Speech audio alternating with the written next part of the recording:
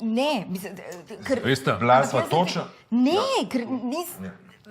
komunikacija je ključna za uspešno zvezo. Ja, pa vse to veva. No, ampak, Bojan, jaz bi rada, da ti kdaj meni tudi kaj oseb poveš, ne? Ja, pa vse ti govorim skozi vse, pa... Mislim, se mi skozi teži, da je moram govoriti vse, no. Ja, ne, nikoli mi ne poveš nič o sebi.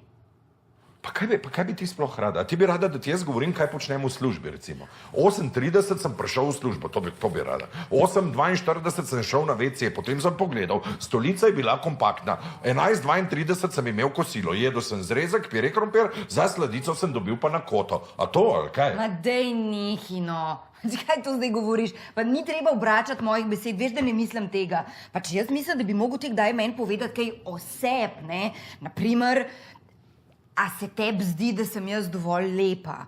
Potem, a se tebi zdi, da sem jaz dovolj privlačna, naprimer?